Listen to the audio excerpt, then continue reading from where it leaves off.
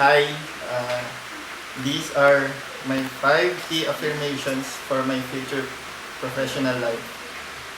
First key affirmation is, what are really the 3 most important things in my life? For me, first is my family, second, my friends, and the third, my future own family.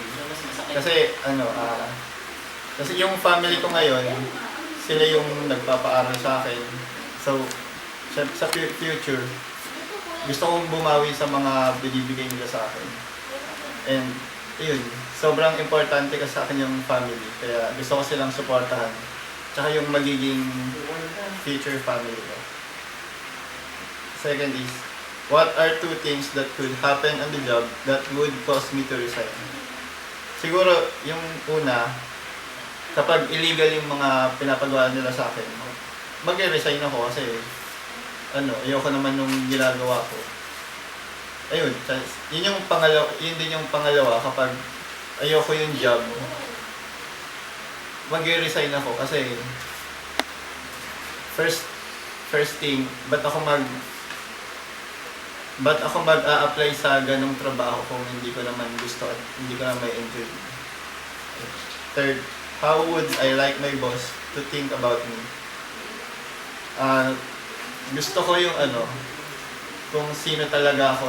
Tsaka gusto ko yung makikilala na ako ng boss ko na trustworthy, na maasahan sa lahat ng bagay. Tsaka pag may pinapagawa siya, alam niyang kakayanin ko. Would I lie to my subordinates to save face, get a job done, gain job security, get a raise, or be promoted, and why? For me, hindi ako magsisinungaling kasi honest ako yun. Ba't ko kailangan magsinungaling? Wala namang kasinungalingan na hindi nalalaman yung katotohanan. Parang dinadala ko lang yung sarili ko sa negative sides in which sa huli, ako rin yung magsisisi sa mga consequences. How do I want to be remembered by my peers or associates? Gusto ko yung maalala nila bilang naging kaibigan nila, hindi lang basta bilang katrabaho, but kaakibat sa lahat ng bagay. Yung parang true friend, pero ayun, basta yung maasahan nila. What are the ideas or thoughts that struck you the most in our class? Para sa akin yung sa ACTS, yung sinabi nga doon na hindi mo kailangan magtrabaho kasi tulad niya ng axe, napupurol siya kapag ginamit ng ginamit.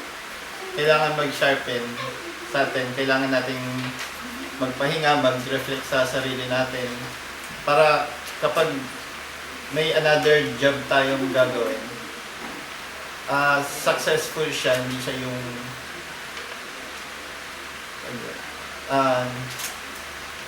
hindi siya yung basta nagawa mo lang. Kung pag ginawa mo siya, madali, pero sobrang successful. Do you think that you are ready for the workplace? Workplace. Tingin ko, kakayanin ko, pero andun pa rin yung doubt na baka pagdating doon, hindi ko pala kaya. Pero, as of now, gusto ko nang mag-work. Gusto ko na rin ma-apply yung mga natutunan ko sa BE, sa workplace. Anything that you want to say? Gusto ko na mag-thank you, sir, kasi